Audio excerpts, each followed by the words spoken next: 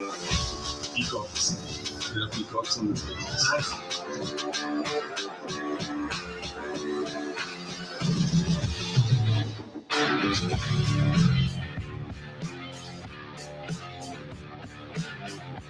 Morning. Great to see you. Where did you get? I came into Hyderabad. Is it okay? Ready? No, thanks for making it work.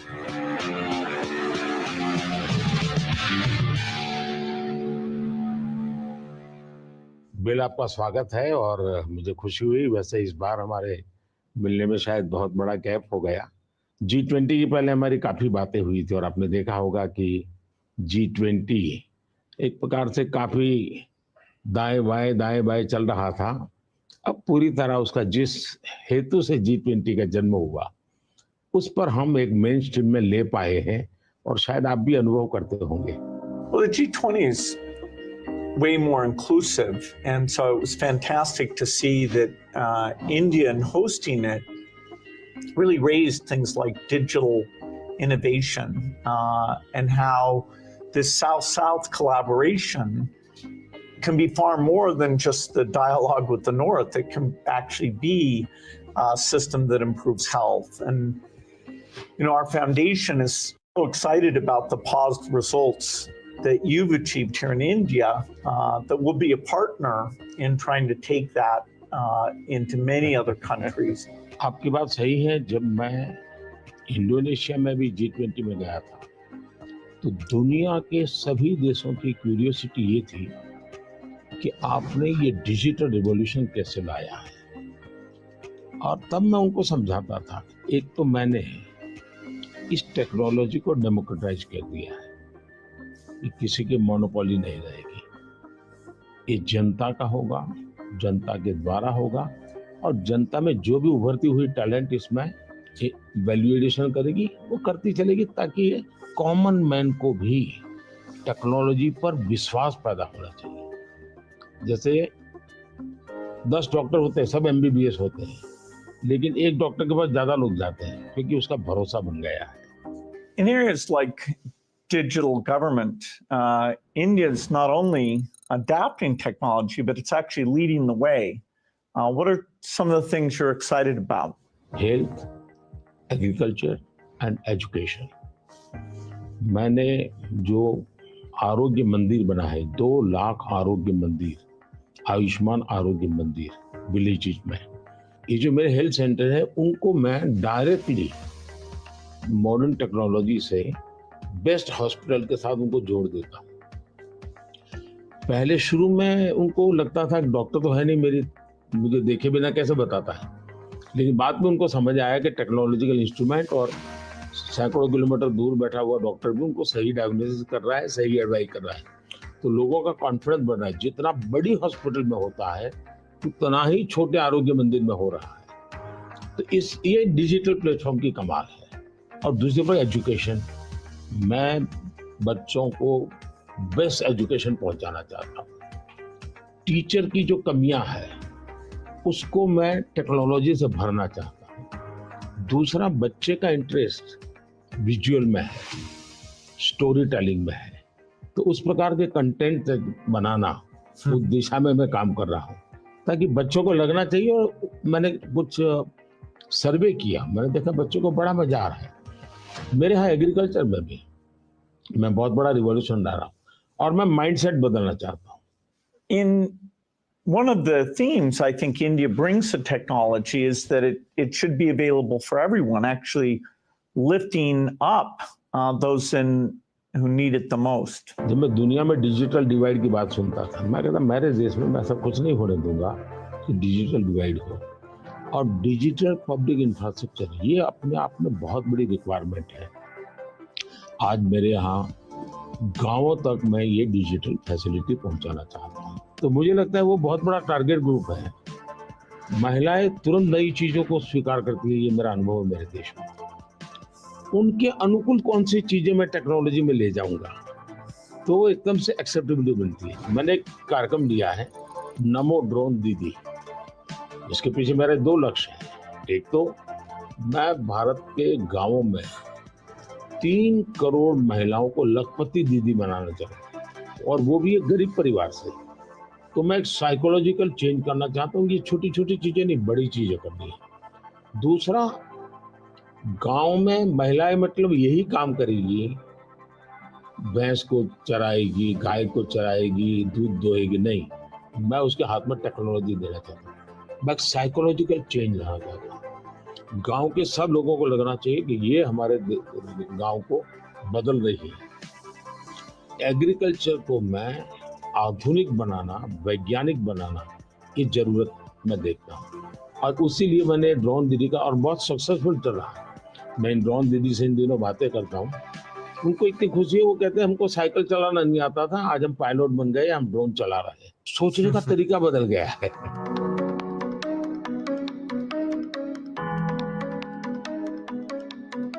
मैंने African countries के बहुत से लोगों से बात की। मैंने उनको कहा कि मैं इसमें आपकी मदद करने को तैयार हूँ, क्योंकि ये सबको समान अवसर देता है, और डेमोक्रेटाइज ये उसका मेन पॉइंट है, उसको नहीं छोड़ सकते आप। अब आपने देखा होगा कोविड में दुनिया सर्टिफिकेट नहीं दे पा रही थी। मेरे यहाँ मुझे वैक्सीन लेना है तो मैं कोविन ऐप पर जाकर के कितने डिस्टेंस पर मुझे मिलेगा, कौन सा टाइम स्लॉट मिलेगा, और मेरा सर्टिफिकेट भी मुझे with in fraction of second मिल जाता था। एक को, और कोविन मैंने ओपन सोर्स कर दिया था, कोई भी उसका उपयोग कर सकता है। तो ये मेरा होगा, उसका कारण डिजिटली बहुत लाभ हुआ है मेरे देश में। और हम शायद जो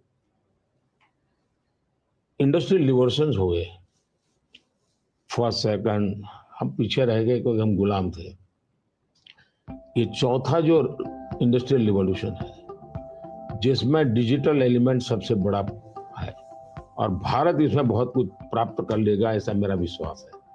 Yeah, I think the key point is that the digital infrastructure just keeps richer. You know, a lot of people know about the identity system and the digital payment systems, and that the government, by taking virtually all the government payment programs now and digitizing those, that alone saved a lot of money, and it created access on a more equal basis.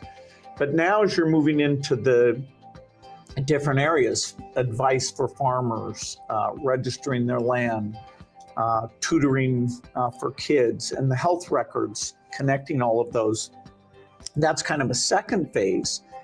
And we're just at the beginning now of the third phase, where these advances in artificial intelligence will come on top of that and make the value even better. आपने सही कहा, AI का महत्व बहुत है, और मैं तो कभी कभी मजाक में कहता हूँ, हमारे देश में माँ को आई बोलते हैं, माता को बहुत से राज्यों में भाषा बोलते हैं आई। अब मैं कहता हूँ हमारे यहाँ बच्चा पैदा होता है तो आई भी बोलता है, AI भी बोलता है। वो इतना एडवांस हो गया है।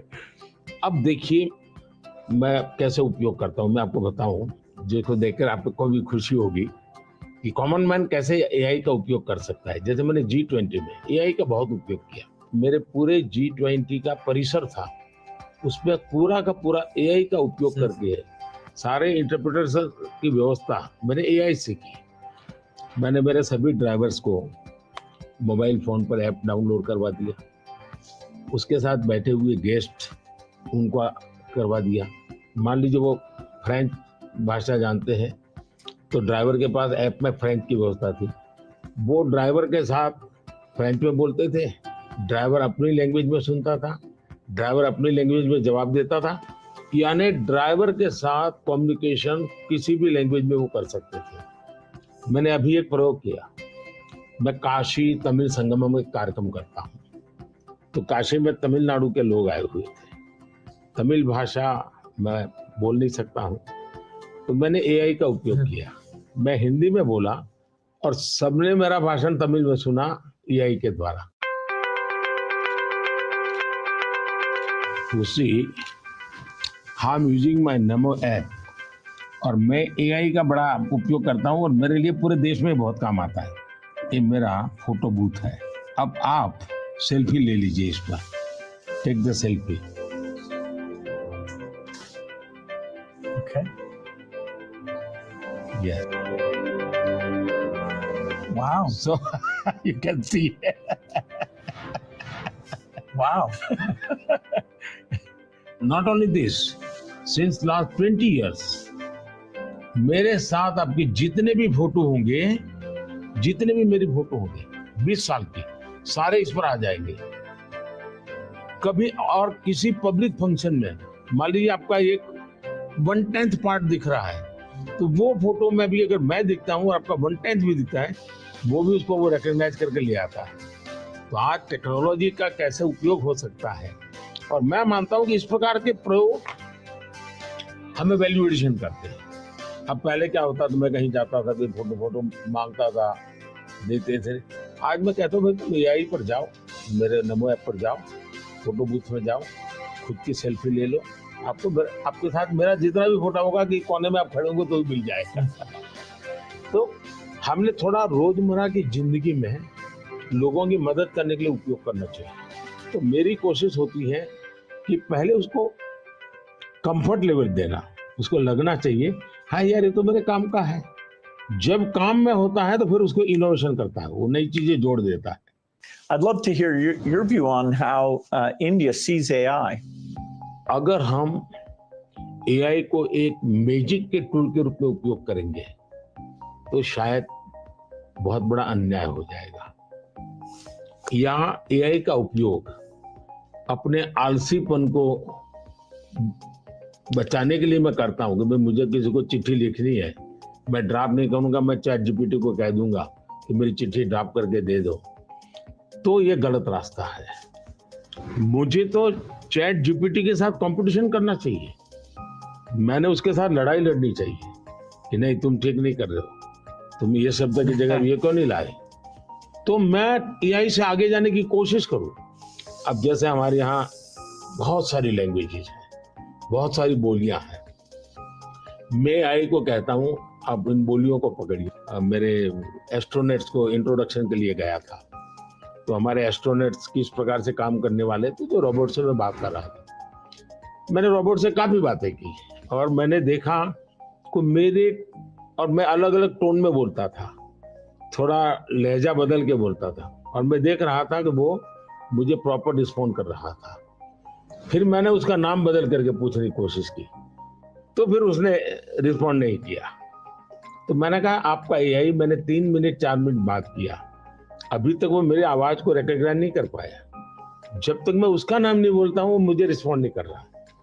मैं वो चाहता हूँ वो मेरे आवाज को सेंस करे, और भले ही मैं उसका नाम न बोलूं लेकिन वो मेरे से बात करे। तो उन्होंने कहा ठीक है, will do this.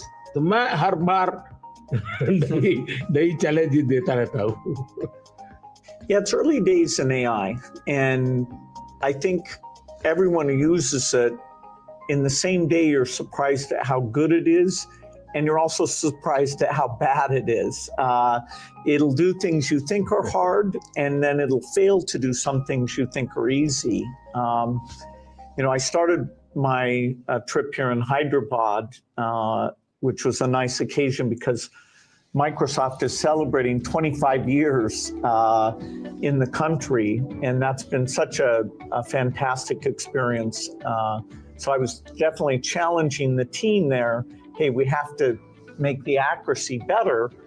And for now, it's like a co-pilot. It helps suggest things, but the final decision about medicine or the letter you want to write, the final decision, we still have to review that, even though it may make us a bit more creative and a bit more productive. It seems like AI is a huge opportunity, but there's some challenges that come with that. How do you think India will approach that? देखिए, AI ने जो challenges खड़ी की है, वो मैंने देखा है कि इतनी अच्छी चीज अगर प्रॉपर्ली ट्रेन किया बिना किसी के हाथ में दे दी जाए तो वो मिसयूज होने की संभावना ज्यादा है। अब मैंने AI से जुड़े सारे ब्रेन से उनसे भी बात की। मैंने कहा शुरू में हमने कोई भी AI जनरेटेड चीज है उस पर आना चाहिए वाटरमार्क कि ये AI जनरेटेड है, ताकि कोई मिसगाइड ना हो। और ये बुरी चीज नहीं है, सिंपली इट्स AI जनरेटेड, तो मैं उसका वैल्यू समझ लूंगा। डीप फेक भारत जैसे डेमोक्रेटिक कंट्रीज में और इतनी विशाल कंट्री में कोई एक डीप फेक में कुछ भी चीज डाल दे, जैसे मेरे ही वॉइस में कुछ ऐसी गंदी चीज डाल दे, तो शुरू में तो लोग मान जाएंगे, तो बहुत बड़ी आग लग जाएगी। तो ये जरूरी है कि डीप फेक AI जनरेटेड और ये सोर्स है, ये आज शुरू के दिनों में, आगे चल करके क्या होगा जरूरत नहीं पड़ेगी शायद, लेकिन ये हमने कुछ डूज एंड डोंट्स उस पर सीरियसली सोचना पड़ेगा। उसी प्रकार से मैं AI से पहले काम वो लूं जिसकी मेरी महारत हो और मैं थक गया हूं सो जाऊं वो कर लेगा, तो वो ठीक नहीं है। जैसे हम कह देते कि भाई तुम 5 बजे उसको फोन लगा देना, तो AI कर देगा, या मैं कह दूंगा कि मेरा वो गाना मुझे सुना दो, तो वो कर देगा। तो मुझे पता होना चाहिए ना कि भाई मुझे इस समय किस गाने को सुनने की जरूरत है, मेरे लिए क्या रिक्वायरमेंट है। अगर मैं ये ना कर दूं, मेरे टूल का ही उपयोग करने के लिए खेल खेलता रहूं, तो शायद मैं वैल्यूएशन नहीं कर पाऊंगा, टाइम पास कर लूंगा। In the AI world, data is so important, and yet, people have concerns, privacy concerns. How do we strike the balance there? Data एक बहुत बड़ा इश्यू बना हुआ है, हमने उसकी सिक्योरिटी भी देखनी चाहिए। भारत में कानूनी व्यवस्था तो की है, लेकिन लोगों को भी अवेयर करना पड़ेगा। अब जैसे मैंने आज हमारे देश में यूनिवर्सिटीज वगैरह सारे सर्टिफिकेट क्लाउड में रखवा देता हूँ, ताकि खर्चा भी बचता है और जो भी रिक्वायरमेंट मिल जाती है। मेरे यहाँ कंप्लायंसेस की जरूरत होती थी, मेरे सारे कंप्लायंसेस की कोई जरूरत नहीं है, आप अपना डेटा एक क्लाउड पर डाल दीजिए, मुझे आपका आइडेंटिटी दीजिए, मुझे जो जरूरत है मैं उसमें से ले लूंगा। तो मैं नागरिकों का ईज ऑफ लिविंग के लिए टेक्नोलॉजी का बहुत उपयोग कर रहा हूँ। सर्विसेज के लिए पहले करता था, अब मैं ईज ऑफ लिविंग के लिए कर रहा हूँ। Yeah, data is definitely, it's going to be very exciting that we'll be able to preserve privacy and still learn a lot from the data, like which crop should you plant? If we get all the data from the farmers without their names, so we don't invade their privacy, but giving better farmer advice, or seeing here in India, the top 10% of teachers are so good, and saying, okay, what are they doing, and how do we spread that to the other people?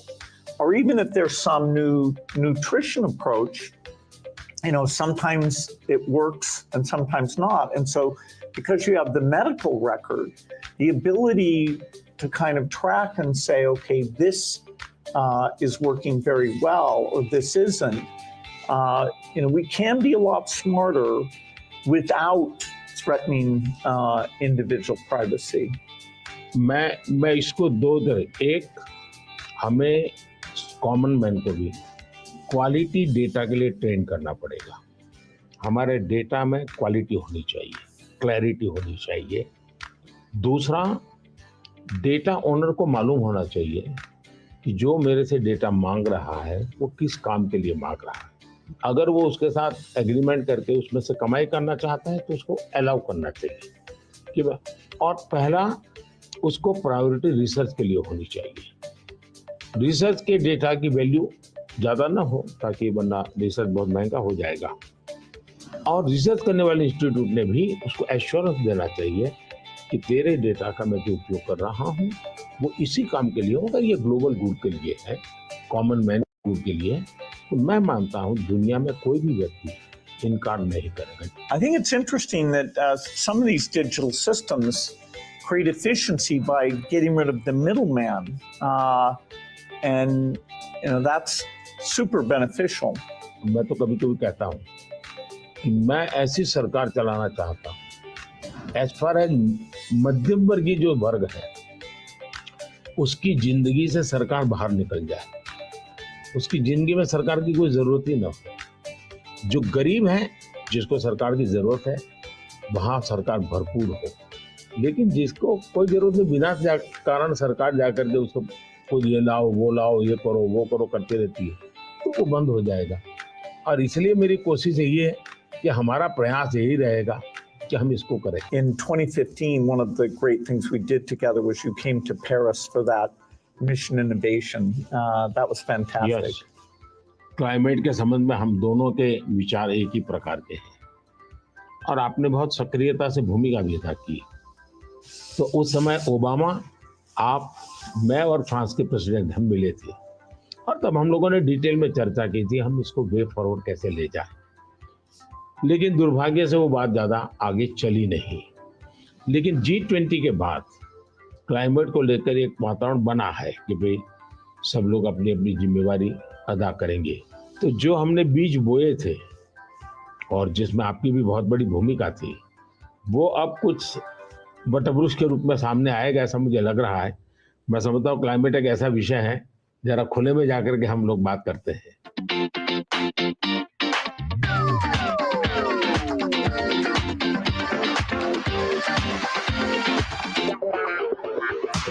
If you're ever coming to the United States, I'd love to have you come to Seattle. I'll be happy to come. No, fantastic. Come over here. Yeah. Is it okay? It is. Huh? It is. हाँ।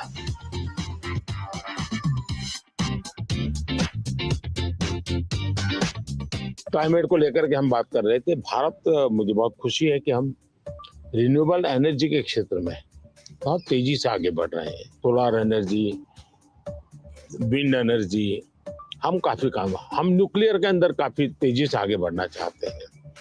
उसी प्रकार से green hydrogen को हम बहुत तेजी से आगे बढ़ना चाहते हैं। मैं तमिलनाडु में था तो हमने एक हाइड्रोजन से चलने वाली बोट मैंने वहां से रवाना की, जो काशी में मेरे जो टूरिस्ट आते हैं उनके लिए ये एनवायरनमेंट फ्रेंडली, पॉल्यूशन फ्री ये बोट काशी से अयोध्या के लिए चलाने के लिए मैंने सोचा है, ताकि क्लीन गंगा की मेरी जो मूवमेंट है उसको भी मदद मिलेगा, एनवायरनमेंट कॉन्शियस सोसाइटी के लिए भी वहां से एक मैसेजिंग होता रहेगा। Well, India brings to the climate change a rich history of caring about the environment. How do you see connecting those? हमारे यहाँ रीयूज, रिसाइकल ये हमारे नेचर में है। अब देखिए ये जो जैकेट है ये रिसाइकल मटेरियल का है, लेकिन ये रिसाइकल मटेरियल की भी विशेषता है। इसकी विशेषता ये है, जो टेलर के यहाँ कपड़े के टुकड़े निकलते हैं ये सारा वेस्ट इकट्ठा किया हुआ है, फिर जो पुराने कपड़े हैं उसको भी इसमें लिया हुआ है और 30-40% वेस्ट प्लास्टिक बोतल को लिया हुआ है और उन सबको रिसाइकल करके ये कपड़ा बना है। Yeah, the innovation both here in India and the world is coming along.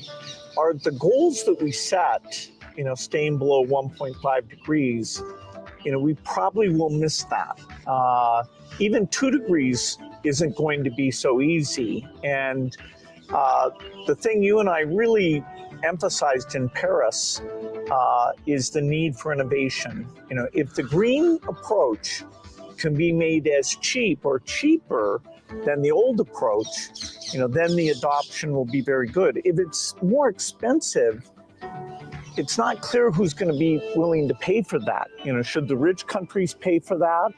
It's not fair to tell India to slow down, building basic infrastructure just because the West had those emissions. But you'll have to have some adaptation because there will be some warming, particularly which farmers will have to take into account. मुझे लगता है कि हमने 2-pronged strategy की तरफ जाना चाहिए। एक तो है इनोवेशन, और इनोवेशन में हमारी जो रिक्वायरमेंट्स हैं वो क्लाइमेट फ्रेंडली कैसे हो, नेचर फ्रेंडली कैसे हो, उसमें इनोवेशन हो। भारत ने अभी अपने इस बजट में 1 लाख करोड़ रुपए का कॉर्पस फंड बनाया है और यंग जनरेशन को हमने कहा है कि आप इनोवेशंस के लिए आइए, 50 साल तक इंटरेस्ट फ्री लोन हम देंगे और आप इनोवेशन कीजिए। 1 लाख करोड़ रुपए का जो अपकमिंग टेक्नोलॉजीज है, फ्यूचरिस्टिक टेक्नोलॉजी है, उस पर आप रिसर्च करिए, इनोवेशन कीजिए। तो मैं एक तरफ उनको प्रोत्साहित कर रहा हूँ, लेकिन दूसरी एक बात है जिसको गंभीरता से ले, और ये वो लाइफस्टाइल। और इसलिए मैंने मिशन लाइफ शुरू किया है। और मैं जब लाइफ कहता हूँ तब लाइफस्टाइल फॉर एनवायरनमेंट, क्योंकि हमारी रोजमर्रा की जिंदगी में अगर हम क्लाइमेट फ्रेंडली लाइफस्टाइल स्वीकार नहीं करते, प्रो नेचर हम जीवन नहीं जीते हैं, तो हम बाहरी कितने ही प्रयास क्यों न करें, हम नए नए इनोवेशन करेंगे, नई नई चीजें जोड़ते जाएंगे, हम अपनी जिंदगी को ऐसी कैसे बनाए। अब हमारा मुसीबत क्या है, हमारा प्रगति का आंक क्या, तो भाई कौन सा देश कितना स्टील उपयोग करता है, कौन सा देश पर कैपिटल कितना एनर्जी कंज्यूम करता है, उसके आधार पर उस देश की इकोनॉमी वजह। अगर ये पैरामीटर रहेंगे तो फिर वो इलेक्ट्रिसिटी कंज्यूम करने के लिए कोशिश करेगा, स्टील कंजम्पशन की कोशिश करेगा, फिर स्टील उत्पादन के लिए लगेगा तो स्टील उत्पादन में कार्बन का प्रॉब्लम करेगा। मतलब हमने हमारी सोचने के तरीकों बदलना पड़ेगा। जब सोचने के हमारे पैरामीटर, जिंदगी के पैरामीटर, प्रगति के पैरामीटर हमने क्लाइमेट फ्रेंडली बनाने चाहिए। आज हमारे प्रगति के सारे पैरामीटर एंटी क्लाइमेट है। बिजली कंजम्पशन के आधार पर प्रगति नापी जाती है, स्टील कंजम्पशन के आधार पर प्रगति नापी जाती है। Yeah, I've been interested in your discussions about green GDP. Update me on your thinking. मैं तो कहता हूँ दुनिया को ग्रीन जीडीपी के कंसेप्ट को डेवलप करना चाहिए कि भाई तुम्हारी टोटल जीडीपी में ग्रीन जीडीपी कितनी है, टोटल रोजगार में ग्रीन रोजगार कितने हैं। हम एक नया आखिर टर्मिनोलॉजी बदलनी चाहिए दुनिया की।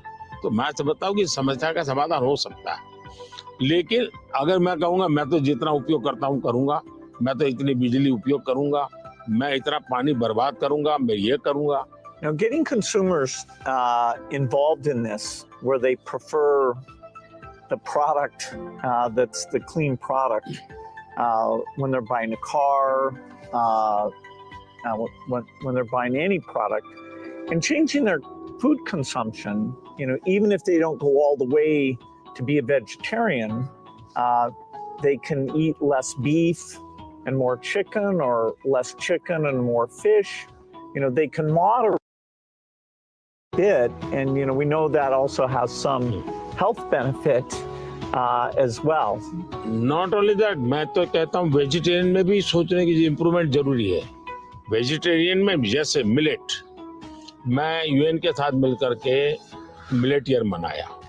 मिलेट का फायदा यह है कि एक तो बिल्कुल बंजर भूमि में मिलेट पैदा होता है, मिनिमम पानी चाहिए, कोई फर्टिलाइजर नहीं चाहिए, और ये सबसे उत्तम प्रकार का फूड है, ये सुपर फूड है। अगर हम मिलेट को प्रमोट करते हैं तो वेजिटेरियन होने के बावजूद भी बहुत सी चीजें हैं जो ज्यादा नुकसान करने वाली है, उसमें भी अगर मिलेट पर शिफ्ट करते हैं तो बहुत फायदा हो सकता है। Yeah, when I was in Odisha, they were talking about how millet had been popular a long time ago, and then it came out of favor, and now there's a joint program with the foundation and the government. It's coming back up, and they even took me to some shops where the women were there showing these very nutritious, and actually they tasted good to me, millet crops. So that's a good message for the world. Millet में इतना बढ़िया production आना शुरू हो गया, अच्छी अच्छी कंपनियां मिलेट प्रोडक्ट में आ गई, और एक प्रकार से उसका वैल्यू एडिशन हो गया। और कॉमन अब फैशन हो गई। हमारे यहाँ 5 स्टार होटल में जाइए तो मिलेट का मेनू अलग देते हैं, नॉर्मल वेजिटेरियन फूड का मेनू अलग देते हैं, और ज्यादा तो लोग मिलेट मेनू और उसके कारण मेरे छोटे किसान की इनकम भी बढ़ी है और पानी बहुत बचत हो रही है, तो बहुत बड़ा फायदा होने लगा है। Well, during the pandemic, you know, it was fantastic that the vaccines got invented, and India made a lot of those. Sadly, in many countries, the fear of vaccination and even rumors about vaccines became a big problem. And you had actually very little of that here in India. So I'm curious, how did you manage the communication, and why do you think it came out better here? बहुत ही बढ़िया सवाल आपने पूछा है। एक तो मैंने virus के खिलाफ ये लड़ाई जो है ये हम सबकी है, ये लोगों को प्रशिक्षित करने पर बल दिया। ये वायरस वर्सेस गवर्नमेंट नहीं है, ये लाइफ वर्सेस वायरस की लड़ाई है। ये पहली मेरी फिलॉसफी थी। दूसरा, मैं डे 1 से कम्युनिकेट करने लगा सबसे डायरेक्ट, मेरे देश के लोगों से बात। मैं खुद सारे प्रोटोकॉल पब्लिकली फॉलो करने लगा। सब चीजें पब्लिकली मैं उदाहरण के रूप में जाने लगा लोगों के सामने। फिर मैंने कहा भाई ताली बजाओ, थाली बजाओ, दिया जलाओ। हमारे देश में इसकी बड़ी मजाक करने के प्रयास हुआ, लेकिन मुझे लोगों को विश्वास में लेना था कि भाई हमें ये लड़ाई साथ लड़नी है। जब ये विश्वास बन गया कि हमें अपनी जिंदगी बचानी है और औरों की जिंदगी बचे, इसमें मदद करनी है, तो एक प्रकार से मास मूवमेंट बन गया। और उसके कारण मुझे बाद में जो भी चीज कहता था देशवासियों को, वो मुझे मदद करते। फिर मुझे क्वेश्चन नहीं करते थे कि मास्क लगाना चाहिए कि नहीं लगाना चाहिए, उनको लगता था। और लोग भी एक दूसरे को कहते थे मास्क लगाओ।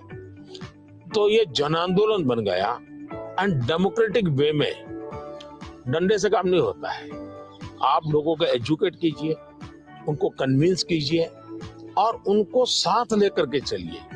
ये मेरा बहुत बड़ा अभियान रहा और उसके कारण मुझे वैक्सीन में बहुत बड़ी सभा, किसी ने मुझे रोका नहीं। आर्थिक रूप से मुझे बहुत बड़ा बोझ आया क्योंकि मुझे वैक्सीन बनाने में रिसर्च करनी थी। फिर विश्वास दिलाना था यही वैक्सीन चलेगी, तो मैं खुद सबसे पहले वैक्सीन लेने लगा। और मेरी 95 एज की मेरी माँ थी उस समय। मेरी माँ ने भी पब्लिकली वैक्सीन लिया, तो मैंने उदाहरण करके दिखाया, तो लोगों को भरोसा पड़ा कि भाई ये जिंदगी बचा सकती है। आने वाले दिनों में मैं सर्वाइकल कैंसर को लेकर के, खास करके बच्चियों के लेकर, मैं भारत में इस बार बजट में हमारी जो साइंटिस्ट हैं उनको बजट देना चाहता हूँ। और मैं उनको कहना चाहता हूँ इसमें भी आप लोकल रिसर्च कीजिए, वैक्सीन बनाइए और बहुत ही कम पैसों में मैं मेरे देश की सभी बच्चियों का वैक्सीनेशन करूं और किसी भी बच्ची को कैंसर की संभावना ही न रहे वो स्थिति पैदा करूं। उस दिशा में इन दिनों में काम कर रहा हूं। जब मेरी नई सरकार बनेगी तो मैं सबसे पहले उस दिशा में काफी पैसे रिसर्च में लगाना चाहता हूं ताकि मेरी बच्चियों की जिंदगी बचे। मैं एक इंटरेस्टिंग बात बताना चाहता हूँ। सरदार वल्लभ भाई पटेल 1930 के आसपास अहमदाबाद म्युनिसिपल कॉर्पोरेशन, उस समय नगर पालिका होती थी, उसके मेयर थे और उस समय एक एपिडेमिक की स्थिति पैदा हुई। वैक्सीनेशन करवाना था। कुछ लोगों ने रिलीजियस कारणों से उस समय वैक्सीन लेने से मना कर दिया, रेजिस्ट किया। तो सरदार वल्लभ भाई पटेल ने बड़ा कड़ाई की और कंपल्सन किया कि मुझे सारे की जिंदगी बचानी है। यानी ये रेजिस्टेंस दुनिया के हर देश में सदियों से चला आया रहा, लेकिन अगर उसको ओपन अप करके हम करें तो शायद ठीक हो जाता है। तो मैंने सुना है कि आप गुजरात में स्टैच्यू ऑफ यूनिटी पर जा रहे हैं, आपने शायद उसके विषय में कुछ पढ़ा होगा, आपने जाने का कार्यक्रम बनाया है तो। Yeah, I'm very much looking forward to that. I understand it's quite grand, much bigger than the Statue of Liberty. So that'll be fun to see. And also to meet some of the women's groups there and hear how they've gotten involved in tourism or how they see all the work that they do. इसकी बड़ी interesting story है, background information मैं आपको देना चाहूंगा। सरदार वल्लभ भाई पटेल की विशेषता ये रही थी, भारत को एक करने में उन्होंने बहुत बड़ी भूमिका निभाई थी, यूनिटी में बहुत बड़ा रोल किया। तो मैं जब गुजरात का मुख्यमंत्री था, मैंने एक मास मूवमेंट शुरू की। मैंने लोगों को अपील की कि हर गांव से मुझे खेत में जो उपयोग किया है औजार, उसका लोहे का टुकड़ा चाहिए। हर गांव से एक लोहे का टुकड़ा चाहिए, और वो चाहिए क्या, जिसका कभी न कभी खेत में औजार उपयोग किया है। तो हिंदुस्तान के 6 लाख गांवों से मैंने किसानों से लोहे का टुकड़ा इकट्ठा किया, उसको मेल्ट किया और उसका मैंने स्टैच्यू में उपयोग किया है। दूसरा, मैं हर गांव से मिट्टी लाया, उस मिट्टी का मैंने एक यूनिटी बॉल बनाया है। तो हिंदुस्तान के 6 लाख गांवों की मिट्टी उसमें है और मेरा उसके पीछे स्पिरिट है यूनिटी का। हमने इतने बड़े देश की विविधताओं के बीच में एकता कैसे बनानी, उसके लिए मैंने स्टैच्यू बनाया। और स्टैच्यू ऑफ लिबर्टी से ये डबल साइज का है, ये दुनिया का सबसे बड़ा ऊंचा स्टैच्यू और कम से कम समय में बनाया। Yeah, I hope they have a video of the construction because I'm always fascinated that, how do you assemble something like that? इसका पूरा एक मैंने किताब निकाला है स्ट्रक्चरल इंजीनियरिंग का पूरा. Okay. फिर फाउंडेशन स्टोन से लेकर के अब तक टेक्नोलॉजिकल इंप्रूवमेंट कैसा हुआ उसका डिटेल स्टोरी है. वीडियोग्राफी भी है और बुक फॉर्म में भी है. वो मैं अपनी टीम को बताऊंगा, वो आपको मिले, क्योंकि ये सच में. और मैंने सभी इंजीनियरिंग स्टूडेंट को वहाँ स्पेशली ले जाता था कि वो ये स्ट्रक्चरल इंजीनियरिंग का स्टडी करेंगे, इतना बड़ा काम कैसे हो रहा है. और वो बहुत ही उनका इंटरेस्टिंग था. वो अभी मैंने गुजरात में हिंदुस्तान का सबसे बड़ा सी केबल ब्रिज का उद्घाटन किया, हिंदुस्तान का सबसे बड़ा. तो मैंने इंजीनियरिंग स्टूडेंट को कहा तो वहाँ जाइए, उसका स्ट्रक्चरल इंजीनियरिंग का स्टडी कीजिए, क्योंकि मैं ये हमेशा इन चीजों में चाहता हूँ कि चीजें बना करके छोड़नी नहीं है, मैं उसमें इंस्टीट्यूशनलाइज करना चाहता हूँ, नई पीढ़ी को तैयार करना चाहता हूँ. So over our careers, technology's gotten so much better.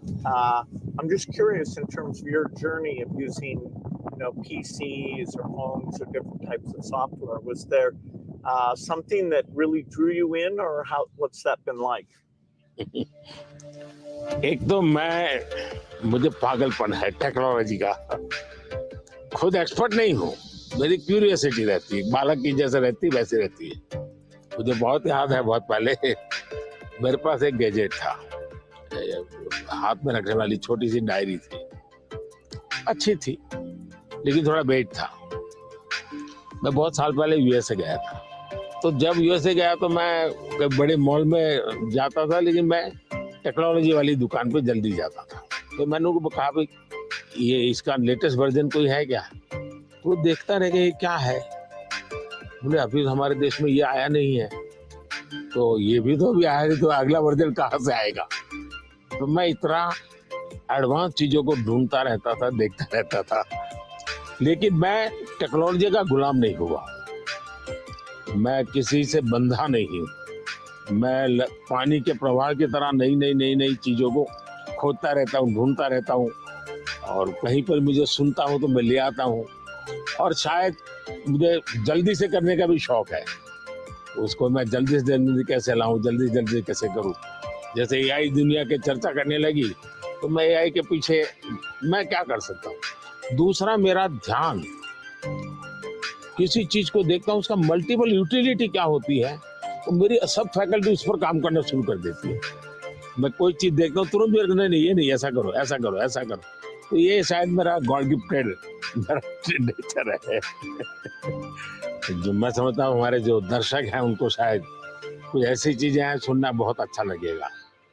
आपकी जिंदगी के विषय में जो सुना है कि भाई गैरेज में आपने जिंदगी की शुरुआत की और वहां से यहाँ पहुंचे, उस जन्म में सबसे संतोषजनक पल कौन सा आया होगा? I'm so lucky. I was born at a time when the chip miracle happened. I got a very good education. I have kind of an optimistic view, so dropping out of school to take risk didn't seem that dangerous to me. I have to say, though, the most exciting thing is when you see people using the technology. When you go into a classroom and you see people using it. In a certain sense, I always wanted software for my own curiosity, and that I could take courses online and all that, and to see that other people, not only does it work for them, but it's kind of empowering them. That's been very gratifying. We still have a lot of limitations, but in that event with all the Microsoft India employees, it was kind of a milestone to see, okay, what had been a dream now was a group of brilliant people taking it to the next level. कौन सी किताब होगी जिसने आपको बहुत प्रभावित किया होगा? Well, I think the one, and people are going to read one, is Steven Pinker wrote one called The Better Angels of Our Nature. If you learn about the world, you see all the shortcomings. Children are still dying, and it can actually, the more you learn, it can seem very bleak. But the truth is, we have made incredible progress. more children are surviving. And so we have to both be upset that it's not good enough, but also understand that incredible progress. And so I thought that book really captures that duality in a brilliant, brilliant way. One question I've always wanted to ask you is, you're one of the hardest working people ever, but I'm just curious, when you do want to relax, do you have a game or something that helps you to take time off? मेरे यहाँ relaxation auto pilot है और वो मेरे जिंदगी को मिली हुई एक स्पिरिचुअल प्रसादी है मेरे गुरुजनों से, जो मुझे बहुत बड़ी ऊर्जा देती है। काम ज्यादा कर सकता हूँ, करता हूँ, वो मेरा कोई फिजिकल एनर्जी के कारण है ऐसा मुझे नहीं लगता है, मेरे कमिटमेंट के कारण है। मेरे मन में हमेशा एक इमोशनल अटैचमेंट है कि जो मिशन मेरे सामने है मैं उसको जीता हूँ, मैं मिशन के लिए जुड़ जाता हूँ, इसलिए मुझे और कुछ दिखता नहीं है। तो एक तो ये वो कारण है। दूसरा, मेरा शरीर का ट्रेनिंग ऐसा हो गया, I can say body training. जैसे मेरी बहुत कम नींद है, मैं लेट नाइट तक काम कर सकता हूँ, मैं आज भी बहुत जल्दी उठ जाता हूँ और मैं हमेशा फ्रेश रहता हूँ। और ये कारण था मेरा, जब एक कालखंड था जब मेरा हिमालयन लाइफ था, तो उसमें एक हमारी परंपरा रहती थी, जो संन्यास परंपरा में ब्रह्म मुहूर्त में स्नान करना, तो करीब 3:20 3:40 के बीच में होता है सुबह मॉर्निंग में। तो मैं उन चीजों से बड़ा आदी बना हुआ था, तो मेरा बॉडी एक प्रकार से ट्रेन हो चुका है और इसलिए मुझे रिलैक्स करने के लिए कुछ एक्स्ट्रा किसी चीज की जरूरत नहीं पड़ती। और उसके कारण एक कमी भी है कि मैं कोई एक्स्ट्रा एक्टिविटी जानता भी नहीं हूँ, क्योंकि मैं इसी में लगा रहता हूँ, अपने काम में नया नया करता रहता हूँ। तो ये एक अच्छाई भी है, कमी भी है। Well, we've had fantastic partnership working together, and I see many opportunities to do even more. So look forward to talking again, whether it's the next time I'm here or hopefully I'll see you in Seattle sometime. मुझे बहुत अच्छा लगा और कई विषयों पर ऐसे गप्पे मारने का मौका मिला। वैसे भी जब भी मैं आपके साथ मिला हूँ, मैंने आपका काफी समय भी लिया है हमेशा, क्योंकि आप पूरी दुनिया घूमते हैं, आपके मन में गरीबों के लिए कुछ करना, न्यूट्रिशन में कुछ करना, एजुकेशन में कुछ करना, हेल्थ में करना, ये मैंने फील किया है कि आप मन से कमिटेड है। तो मुझे हमेशा लगता है कि आपके पास नए विचार होते हैं, नए, और आज भी आप नए विचारों के लिए उत्साहित होते हैं। आप आराम से जिंदगी गुजारना नहीं चाहते, तो इसलिए मुझे हमेशा आपके साथ बात करना अच्छा लगा है और मुझे हमेशा कुछ न कुछ जानने को मिला है, सीखने को मिला है। और मैं सोच भी नहीं सकता हूँ कि आपका राजनीति से कोई लेना देना नहीं है। मैं पूरी तरह राजनीति में डूबा हुआ व्यक्ति हूँ, लेकिन हमारे बीच में ऐसी वेवलेंथ है कि हम दोनों अगर साल में 4-6 बार नहीं मिलते तो कभी महसूस होती है। लेकिन आज आए, आप समय निकाला, मुझे बहुत अच्छा लगा। मैं आपका बहुत आभारी हूँ। Thank you. Thank you. Sir. Thank sir. Thank you. Thank you.